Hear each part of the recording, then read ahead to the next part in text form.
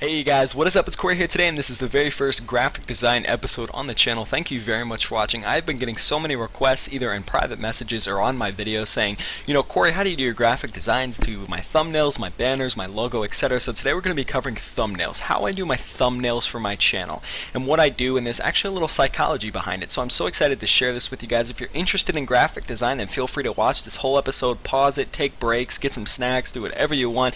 It's kind of just going to be an easy step-by-step. I promise this is a very easy process, and at the end you're going to say, wow, I can't believe I just couldn't do that.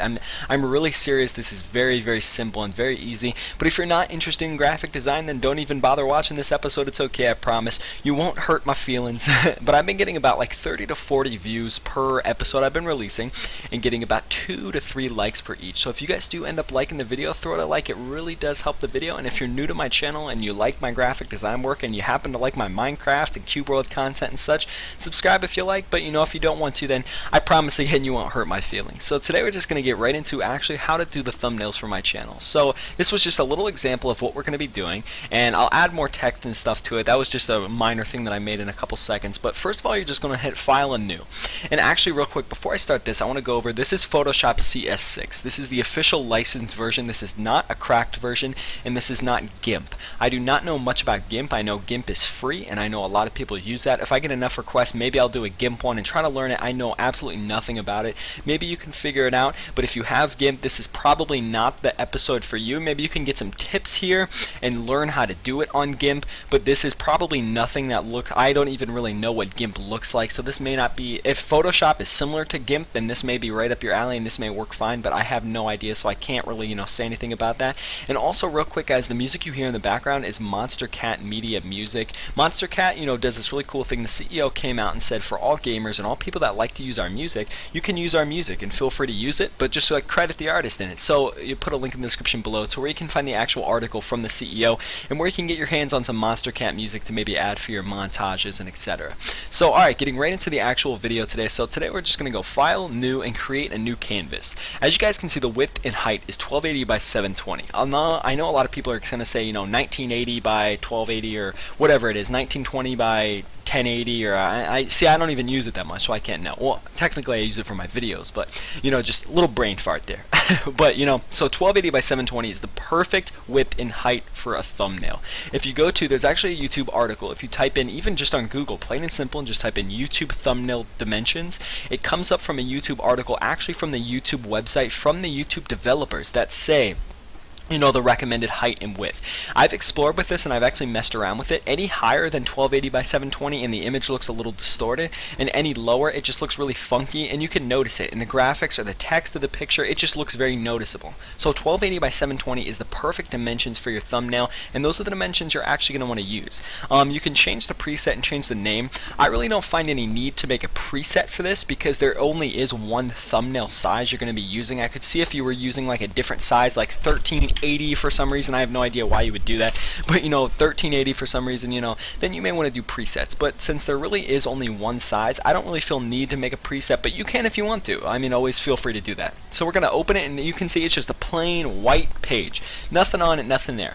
You'll see this little lock button. Always just feel free to unlock it, and I have my 2 screens, so it opened up on my other one, but it says new layer. You can name your layer, so we can just do basic base layer. So this is just a basic base layer, clean white, really nothing on it. And then we have our little image right here. This is an image of just a church. Not much on it, not much going. And I'm going to actually close this, because I already did some editing to that. I just want the basic image. So I'll go to File and I'll open up where I have my image. Alright, I got my image right here, and as you guys can see, this is my image. I got this image free off Google. I know a lot of you are probably saying, oh, where'd you get that image? Where'd you take that? Holy crap, this is actually not mine, and I do not claim it to be mine. I got this image off Google. Someone was offering giving it up, and it's not an HD texture pack, but the graphics and the design of the actual picture are HD quality, and the vibrance and the lighting and contrast, so I decided to use it. If you have an HD texture pack and you can go into your world and do a bunch of whole cool editing and stuff, and with all your shaders, and make it look really sweet and really cool, and take some cool screenshots, that would be awesome, and feel free to do that for yourself. But for me, I don't have that, and I don't really explore with that since I'm new to Minecraft. Possibly I'll get into that since I like keeping my stuff HD and max quality. Maybe I'll get into that kind of stuff, but for now I'm just using images and free images provided on Google. So this is just an image provided on Google. It's of a cathedral Minecraft church wallpaper by NSGEO. So what we're going to do is, this actually is not 1280 by 720, and this is not even 1980 by or 1920 by 1080. This is some like weird funky dimension. So we have our little drag tool. We're going to drag it right into our base layer here, and as you can see, it doesn't even fit. So it's smaller than 1280 by 720, but it's really funky dimensions. So we're just going to want to go to Edit, Free Transform, and just make it fit right there, nice and snug, and then click the check button at the top to accept it. So now we have our picture, and it fits into our 1280 by 720 slot, and it looks great. It looks awesome. And right now, before we do anything, before adding text, just take your time and just relax and have fun with it. And let's actually do some adjustments to the picture itself. The picture already looks really great with the colors in here. Whoever edited this did a fantastic job. As you can see, the shaders right there had some awesome light in it.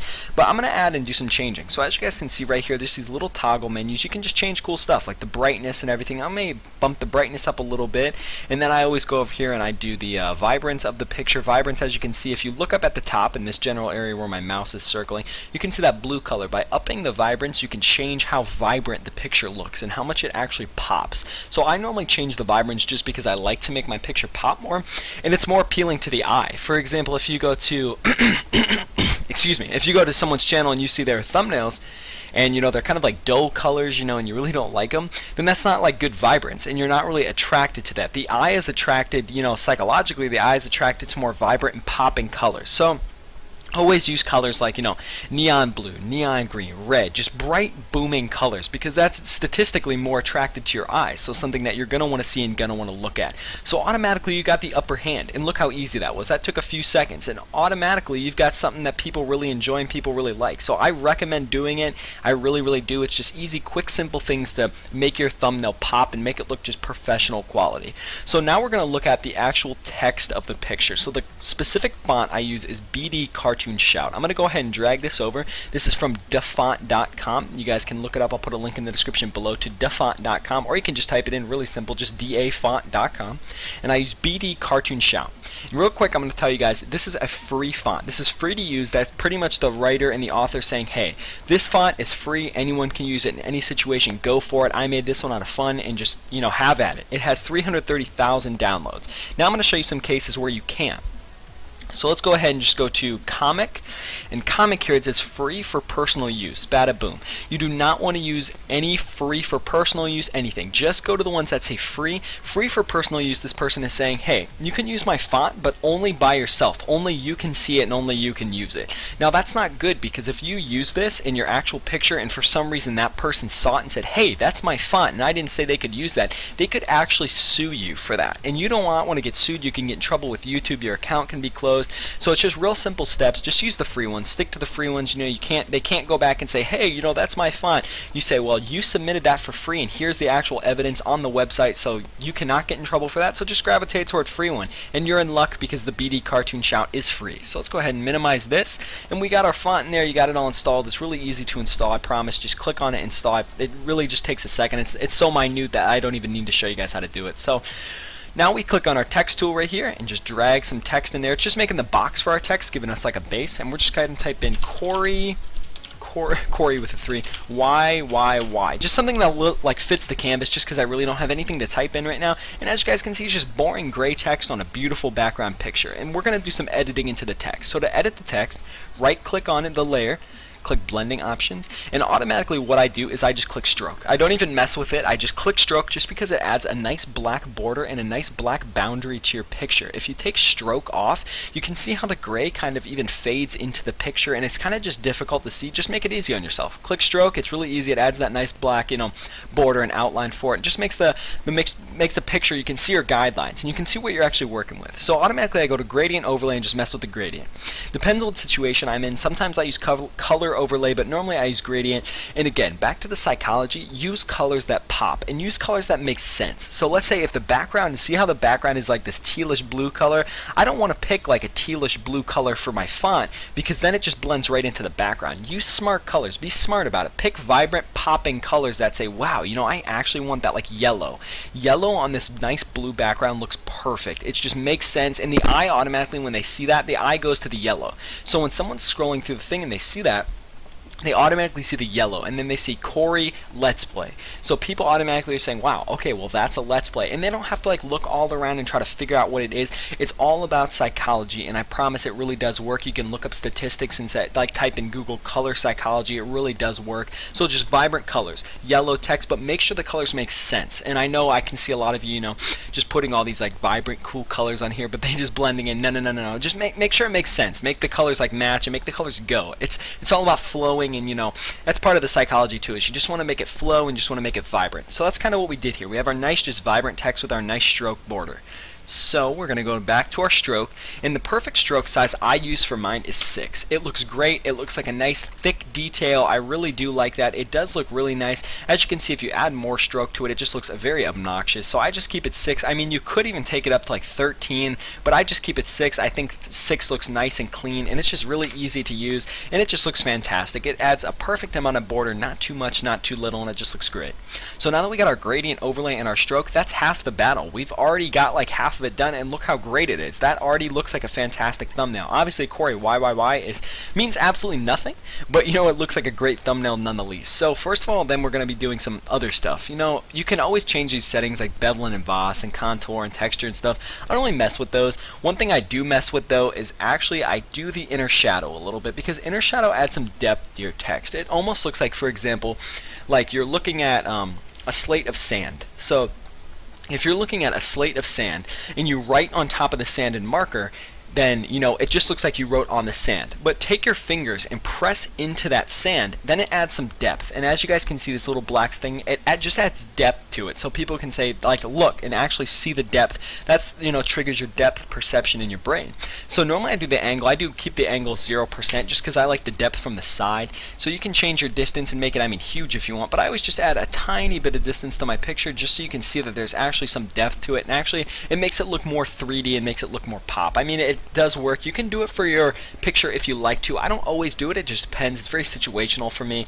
It kind of just like what I really feel like doing for that day. It really doesn't have to have depth, or it can be anything you possibly want. These are just suggestions. Remember, you can keep it. You could put like a funky even texture. You can go, hey, I want a pattern overlay, and I want to do like bubbles on it, and you can do whatever you want. These are just suggestions, to make it look great and make you guys get started on some awesome thumbnails. So now that we have this, I'm going to show you guys how I do my little number thing in the corner. So this one also is very simple. You can press number pad, and then I do 1 for episode 1, and I tilt it.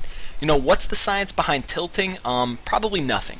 There's probably absolutely no science behind tilting. I think tilting just looks good, because if you keep everything square, it just looks too uniform and just looks too, fit. You want something to be like unique and stand out. So if you see someone's channel and you see, their thumbnails, and they're very uniform, they're very straight fit, there's not much action going on to it, then you're just gonna like say, wow, well, that's too straight for me, that's too perfect. If you put something on an angle, then it almost kind of confuses the brain and says, that's out of place. But also with that confusion, it adds a little intrigue. So, I think putting it at an angle is just a perfect design. And one thing really cool, so you don't have to try your best to match the settings, is you can right click this, do copy layer style, and then go down, right click again, and paste layer style, and boom, you've got your same copied settings right there. So you don't have to keep adjusting it and trying to getting perfect. You can just copy them right into each other. So there you go. That's probably all there really is to thumbnails. It's really easy. You can keep adding text and change it. You can even add PNGs and stuff like that. Like, if I wanted to put a horse for some reason, you just click the image and you can just drag your horse right onto there. And as I recommend, PNG images are images that are just like cut out or can be like moved around and cropped out. So I recommend you can even look on Google. It's really simple. If you're into like making Minecraft things and you just want to learn how to like drag Minecraft characters onto your actual image, you can go to Google and just type in Minecraft PNG. They'll have a bunch of PNG files. Just save them. You open them like this. You can move your horse right onto your screen and boom. It's super easy. I promise you guys, it literally takes a few minutes to make professional, awesome looking thumbnails. I hope this helped you guys today. For all you people on my channel that have been asking for this and asking, say, like, Corey, how do you do your thumbnails and how do you do your stuff? So, this is kind of just how I do it. I spend hours on mine just because I'm a perfectionist and I like to try to make it the best I can. I'll spend 30 minutes changing the vibrance just to make sure it's perfect, but it's just all personal preference, whatever you guys want to do.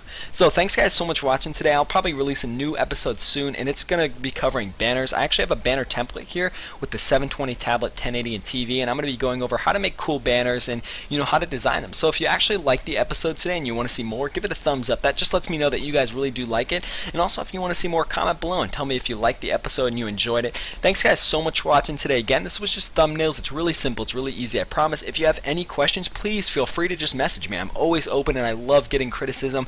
People message me all week saying, hey Corey, how'd you do your thumbnails? I really like this specific design or that specific design.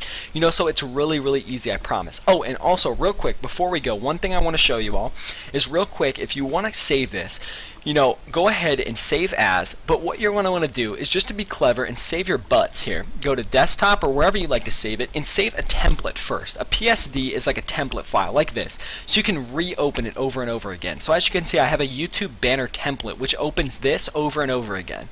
So what you're going to want to do is you can save this to save yourself some time. You can save this as a template. If I click save, it'll just save it as a template so I can keep reopening it like this. Then you can go into and save it. Oop, I clicked open. I meant to click save. Excuse me.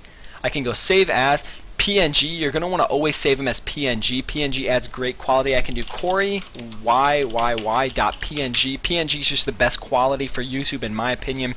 It looks good and it renders in HD. So as you guys can see, we rendered it right there. It says saving 10%. It's saved. And for example, look, if I try to open this now with Photoshop, this is what a lot of people do. They make a mistake. Look, you try to open this with Photoshop, it just opens the image. Your drop down image is gone, you have nothing there. So then it's a bummer and you're like, man, what the heck, now I gotta go back and do that all again. I can't, then you can't break the layers and you can't open the settings. So always just save a template so you have a backup. So you can say, oh well, I really don't like that. I want to go back to the template, and there's your template. So you have your template saved and your actual image saved.